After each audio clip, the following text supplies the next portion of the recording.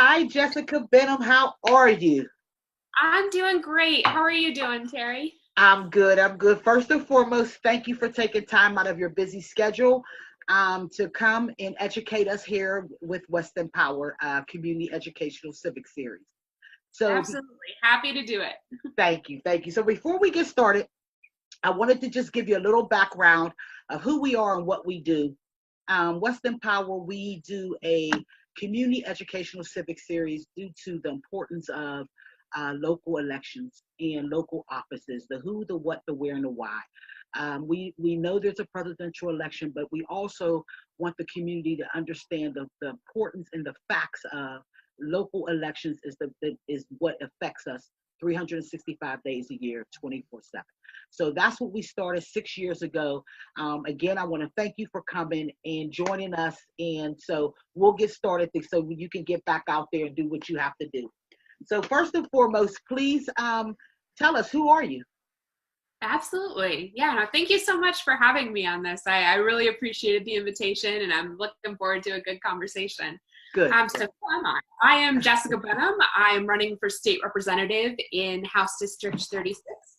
And before I started doing that, I was a union organizer and I ran a nonprofit that serves adults on the autism spectrum. And so, my background is about disability rights movement. It's about workers' rights. And that is kind of all wrapped up into who I am as a person. I also am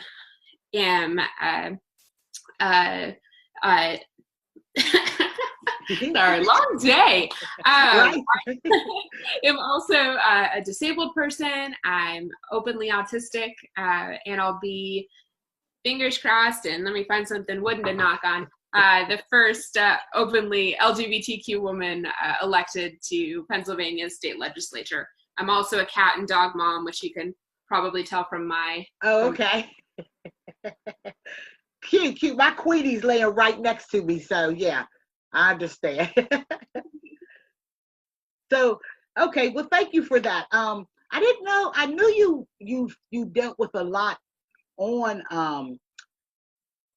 topics on disabilities and I did not know that you also was worked in a nonprofit as well. I didn't know that. So this is why we do what we do, to learn so we can teach. So tell me, what makes up the districts of because you're looking for the district of 36, correct? Yes. Yes. So House what, District 36. okay. So now what communities, can you tell us what communities represent that district? Absolutely. So it's a big chunk of South Pittsburgh. So it's Arlington, Bon Air, parts of Brookline, Carrick. It is the Mount Oliver City, but it's also Mount Oliver Borough, St. Clair, Overbrook, a big chunk of Mount Washington, Southside Flats, and Southside Slopes. And then it also includes part of Baldwin Borough and all of Brentwood Borough. Okay. So let me ask you. So wow, I did not know that. See, I did not know that. So let me get right to one of my questions is to stick with your fight here, because you did it. You're strongly involved in the fight for disabilities, for people with disabilities, and tell us how you took on that fight. Tell us what needs to be done to make sure that what has been won to protect men and women and children with disabilities, and how not to make sure that they're protected, that don't is protected and not be rolled back. So tell us a little bit about that. Absolutely. So for me, the fight is personal because I'm a disabled woman myself.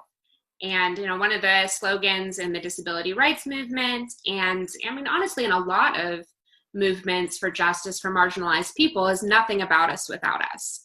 And so for me, the fight to make sure that disabled folks get justice is firmly founded in the idea that folks with disabilities should be the ones doing the organizing.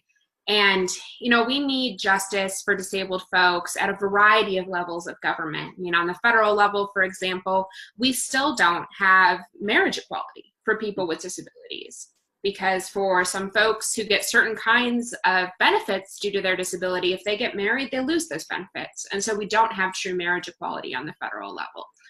Certainly, on the county level, on the municipal level, we need to do a lot more to ensure accessibility of buildings. We can do a lot to change requirements for code with regard to renovation to make sure that people with disabilities can live life the way that everybody else does.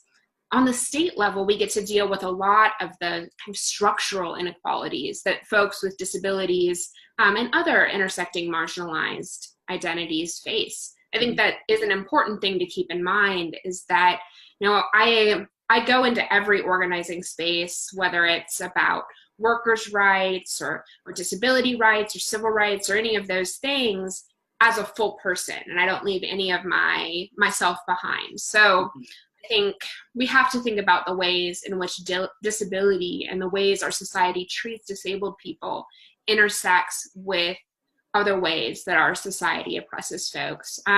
So for me, I think that one of the things that we can do on the state level is expand employment opportunities for people with disabilities.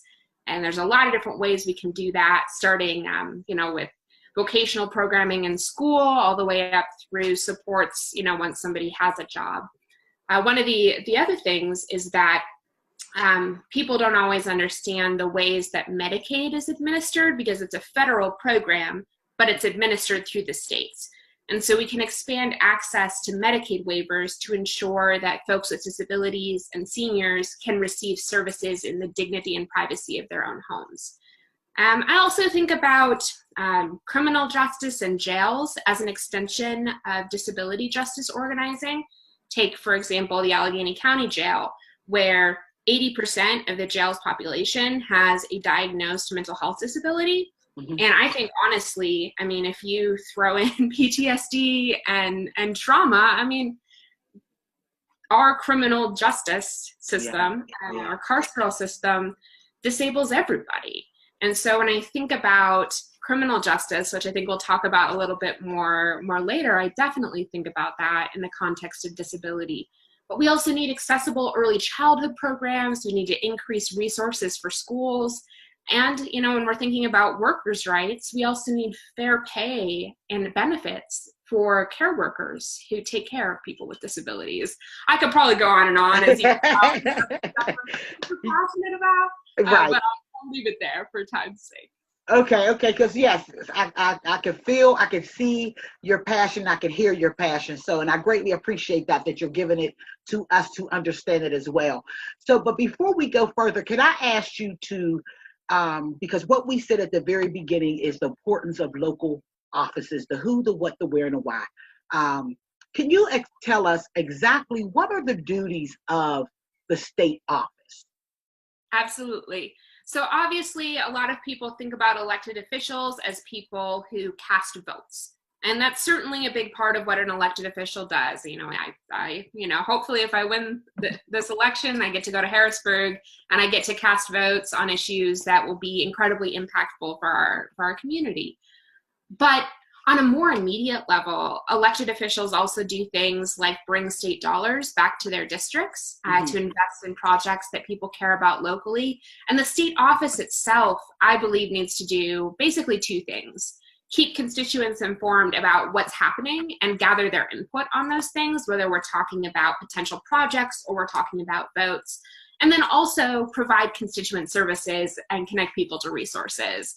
And I think those are the ways in which day-to-day a state elected official can have a big impact on people's lives. Yeah. And you had said a couple times, which I honestly respect, and I'm glad to hear it, that you're literally looking at state offices or often local offices need to have the constituents and the people that they're talking about at the table.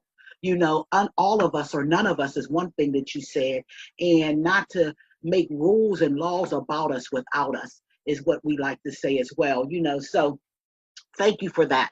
I also want to bring up about you talked a little bit about criminal justice, our criminal justice system. So now, and that's a huge umbrella. When we say we're fighting for criminal justice reform, that's extremely huge. It's extremely huge. So what is your input or your vision of or your opinion or thoughts on criminal justice reform? Absolutely. Like you said, it's a huge umbrella that covers a bunch of things. And for me, what it comes down to is ending mass incarceration, first and foremost. I want to make sure we're doing that by addressing the school to prison pipeline. And that means decreasing things like suspensions and expulsions. It means that we need more counselors and restorative justice practices. But we can also address mass incarceration by eliminating cash bail, eliminating mandatory minimums. I think we should legalize marijuana, but if and only if we also release everybody who's ever been in prison for it and use the state tax dollars that we get from its sales to invest in over-policed communities and pay restitution to those who were in prison for it. The last thing I want to see is wealthy white folks profiting off the legalization of a drug that we have been destroying Black and brown communities for ages. I also think it's important, to circle back to the issue of disability justice to divert people from jails and prisons into community-based treatment. And I want to see us doing more of that. So that's kind of, I think, a brief overview of a lot of the things I'm thinking about. Of course, there are things, many things beyond that. I think about, the ways our schools treat students, but I also think about things like nursing homes and state institutions for people with disabilities as extensions of our carceral system. And I want to think about the ways in which we put a variety of different kinds of people into boxes in our society. I firmly believe that human beings deserve to be free. Yeah. Wow. Thank you for that. That's, and like you said, we could have a whole conversation just on that. We could have the whole 45 minutes, an hour just on that alone. So yeah, thank you for that. And my next question to you is, I want to first tell you that I was extremely guilty of the question I'm going to ask you, and that's pertaining to essential workers. This COVID-19 has extremely, what has waken me up to the importance of our essential workers. I think we all are essential workers, but there are those few that stand out a little more, like the person who stacks the shelves in our grocery stores, and I know I was guilty of just literally, hey, where's this at in what aisle? Not respecting exactly what they're doing. My mom lives with us, and so her aide comes, 2-3 times a day. Not even glimpsing of the importance of you're saving lives, So my question to you is, what do you think can be done at a state level to raise the ball extremely for our essential workers all around, from our mental health workers? They still have to go to work. There's people still, you know what I'm saying? So, what do you see, or what is your vision, or what should a state office be thinking about recognizing them in a whole different light right now? I think you're exactly right that for a lot of people, this crisis drew their attention to people whose contributions to society they hadn't been valuing enough. And I think I'm certainly guilty of that too. And I think you would be hard pressed to find somebody who wasn't. Okay. So at the end of the day, I believe that all workers, but especially those workers, those essential workers that really do keep our society moving from day to day, that they deserve a real living wage. We talk about, the fight for 15. And for me, that's a floor, not a ceiling. And we by the time we win 15, it's going to be, we're not going to be a living wage. But right. I also think that, all workers deserve the protections of a union. And we can see the work that unions are doing right now to ensure that essential workers really are getting the protections and respect to which they are entitled. The state offices also need to be thinking about access to PPE, making sure that essential workers get prioritized testing for COVID, hazard pay, and paid leave. And I think one of the things that we're really going to see as we enter some of these reopening phases is a lack of childcare. Many of these daycare facilities were barely hanging on day to day. And so we need to make sure that the state is investing in those childcare facilities to make sure that they're able to reopen to Mhm. take care of the kids, of essential workers, and really all workers. Again, I think at the end of the day, it comes back for me to making sure that we're providing the supports that working families need to succeed in Pennsylvania. Yeah, yeah. Because this is, like you said, I think so many of us just took them for, and I want to just, when this is over, I'm so sorry. I'm so sorry to the person who's mopping the floor after the doctor or nurse is done with the patient. It's just, yeah. So, yeah, again, we can have a whole nother conversation about the people that is making sure that our lives are okay and comfortable, and they're risking their lives. So my next question is, I want to talk to you about the 96-page report that the University of Pittsburgh did for Pittsburgh being the worst place for Black people, and actually Black women. If you had a chance, or if the state has a chance to redo that report, what steps need to be done to make sure that report is different within the next couple to several years coming about?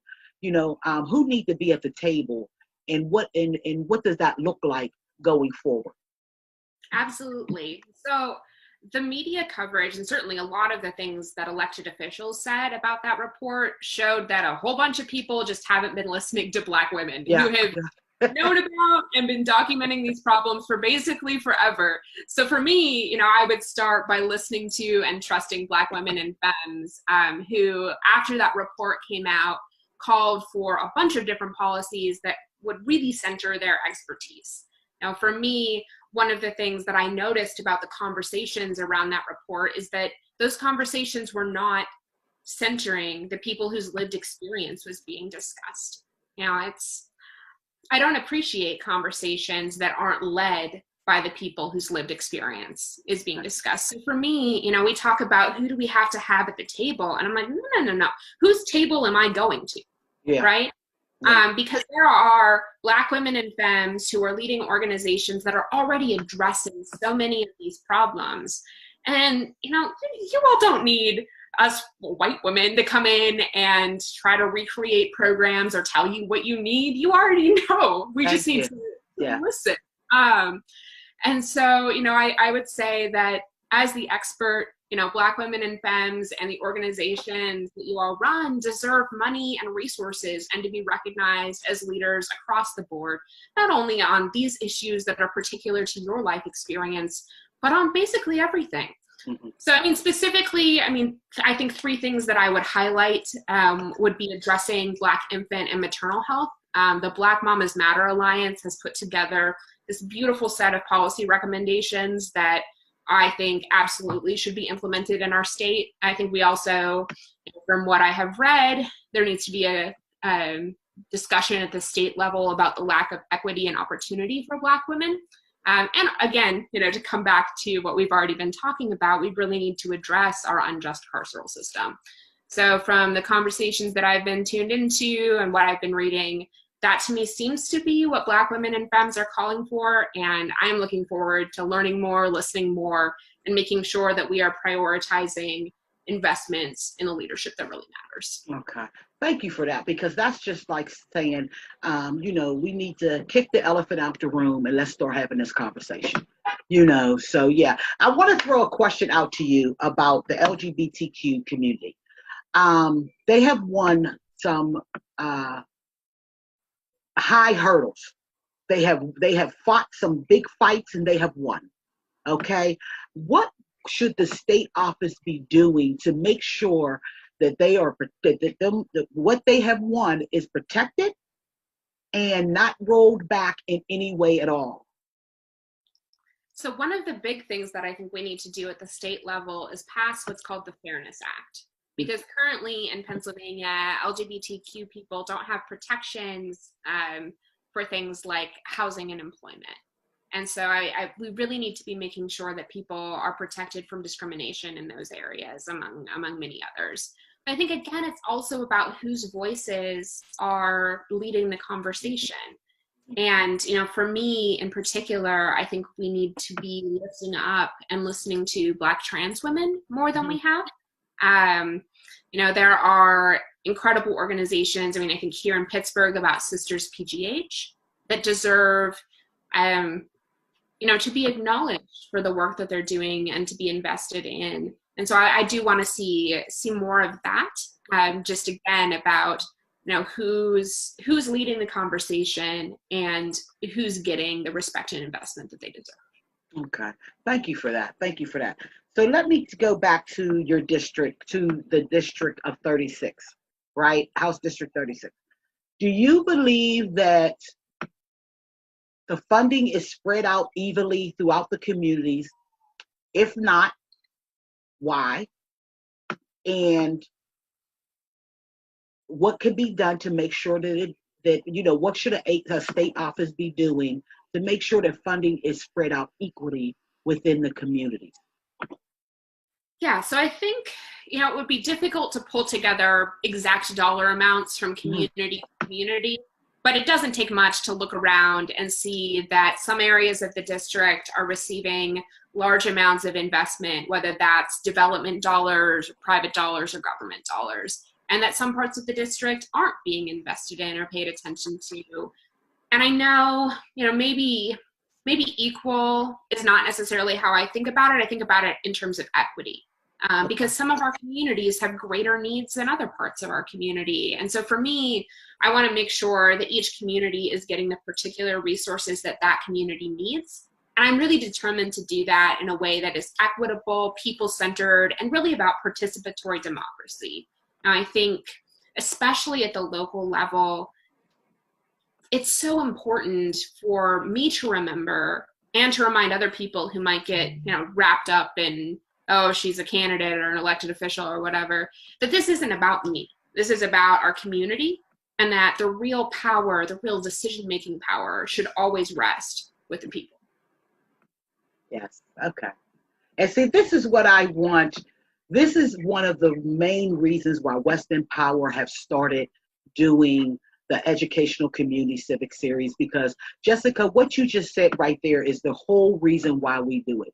You know what I'm saying? This is the power of the constituents, of who do we want to work for us, and what are they doing, and who are they, and where's their office, and what are they doing, and so thank you for that. I really greatly appreciate that you said that, because this is what it's all about: educating and teaching and making sure that we're all at the table, understanding together and not left behind. Absolutely. So, I've heard some elected officials say kind of jokingly, well, if my constituents don't like what I'm doing, well, they can just fire me next time there's an election cycle. Well, that's not what it's about, right?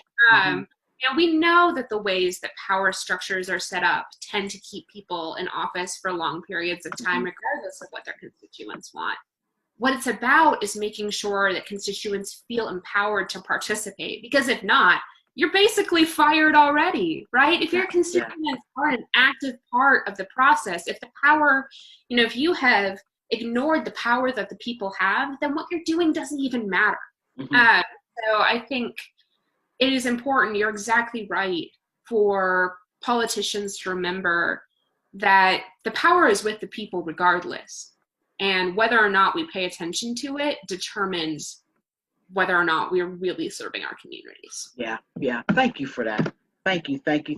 Queenie's shaking the table. I think she's getting jealous. So I only got a couple more questions. One of them is, state and school funding. So is that something that, how can it be, what steps could the state do either to collaborate with the school or to make sure that the schools all around is getting exactly what the other schools that may not look like them, or their families may not live in a community that looks like them? What can be done to make sure that our kids is treated fairly all around from the state level? Absolutely. So, currently, as you basically alluded to, our schools are primarily funded through property taxes. And as you basically mentioned, that means that in areas with higher property values, we have better schools. And I don't want to live in a world where we have so-called good schools and so-called bad schools. And that's why I believe the most equitable way to fund education is through investment by the state to make sure that we are evening out those funding inequities from school to school. The last thing I want, especially, during and after this crisis, is to see us balance a state budget on the backs of school children. That is something that I will absolutely stand against. So I absolutely believe we need to increase the state's share of funding of public education to make sure that we're eliminating those inequities. But we can also make some adjustments in other areas. So I want to talk for a second about charter schools, because the ways that charter schools are funded in Pennsylvania is a little bit of a problem, because there's not a whole lot of transparency in terms of the ways that the dollars are spent. Okay. So one of the ways that happens is with special education funding. So when a kid who has a disability goes to a charter school, the state takes money from the public school that they came from that traditional public school, that's based on the average amount spent on a kid with a disability in that district. So it's not based on particular need. And there's no requirement that the charter school spend that money on special education, which means that there's this incentive for charter schools to accept kids with disabilities that have less expensive needs, and then use the rest of that money for profit. And that's something that we absolutely need to fix. And one of the proposals to fix that is a tiered formula that would be based more on the need of the kid. And we could also help address that by having transparency in the admissions process for many of these charter schools. Because again, one of the most expensive things for a traditional public school is special education. And then when they're sending kids to charter schools, that's an additional drain on the financing. So we need to be making sure that we're addressing some of those funding inequities, because I understand why parents might want to send their kid to a charter school, but we can make traditional public schools better if we're not, unnecessarily draining public funds from them. Wow. Thank you for that. Thank you for that. And I'm glad that you broke that down so everyone will understand exactly the charter school from the public school, the funding. So thank you for that, Jessica. So would you like to tell us, the primaries changed, so they are now June the 2nd. Where can someone go if they're not registered to vote? Where can they go? When is the deadline for them to get a mail-in ballot, absentee ballot? And I also want you to, can you please explain to or share with us the safety of mail-in ballots? Because, we're hearing two different sides and two different, and please explain the safety of a mail-in ballot and what someone needs to do, the deadline, the website, where do they need to go? Yeah. Absolutely. So you can apply for ballots or register to vote at votespa.com. You can also print out a paper form there, or you can call down to the county elections office and you can register that way or request a mail-in ballot that way. As far as the deadline, you have until 5 p.m. on May 26th to request your mail-in or absentee ballot, and that's received. So you either have to apply online by that time, or if you're mailing a paper application, it has to be in the county office by 5 p.m. on May 26th. You can drop it off too. And then once you get your mail-in ballot, it has to be received back to the county office by 8 p.m. on June 2nd. A lot of people seem confused if it's postmarked by. No, it has to be received by then. The postmark doesn't matter. So as far as the safety of mail-in ballots, there's some things that the state and our county have done to make sure that our mail-in ballots are safe and secure and to basically eliminate voter fraud. That's one of the things that some folks are pushing is, oh, it's an opportunity for voter fraud. And that's not true. So everybody's ballot, the envelope has a barcode on it that gets scanned. And one of the things that has happened is there was a glitch between the state system and the county system that resulted in some people being sent two ballots. Mm-hmm. And so some people are like, oh, people get to vote twice. But the barcode on it means that the system will automatically throw out the second one that gets returned if somebody were to try to vote twice. So that's a way to eliminate the voter fraud that way. So there's no chance of voting twice there. And then basically the way that it happens, and mine is sitting right there, so I'm going to go grab it. Okay. Thank you. So I have a little show and tell. Right. So it comes in, an envelope that basically looks like this. Okay. You can see it. And inside it, it's got your ballot. And then it has a list of instructions. And I really encourage people to read the instructions because they're super helpful. And then once you fill it out, you put the ballot in this, which is just a kind of plain envelope. And then it goes inside this one, which, as you can see, is the one that you fill out your name and everything on. And it's what has the barcode on it as well. Okay. And so this is what your ballot goes in. It'll get pulled out of the envelope with your information on it. So that way nobody knows how you voted. It gets separated. But this is what ensures that nobody votes twice. And then as far as making sure that your vote got counted, there is on the votespa.com website, there's a link you can click to track your ballot. So it'll tell you that your application was approved. It'll tell you when your ballot was mailed, and then it will tell you when your ballot was received back and counted. So that way you can track it through the whole system, and you can see that your vote was actually received and counted. And again, all of the tracking helps to eliminate any of the potential problems with security and safety for mail-in balloting. Okay. Well, thank you for that. We even got something extra, a little show and tell. So thank you for that. So Jessica, that's about it. So before we go, is there anything that you would like to say before we end this educational community civic series? We thank you so much for taking out the time to to participate with us and to educate our community. Oh, I really appreciate you having me. So thank you so much for the invitation. This has been a really fun conversation. And I guess the only other thing I would say is that I am really looking forward to continued conversations with voters in District 36. And I think that it is time for us to come together and solve the even more urgent problems that we're facing. So I'm looking forward to having everybody at the table to do that. And, again, Terri, thank you so much for this. It's been so good to see you. Well, thank you again, everybody. Jessica Benham, thank you so much. And I will talk to you later. Absolutely. You have a great rest of your day. You too.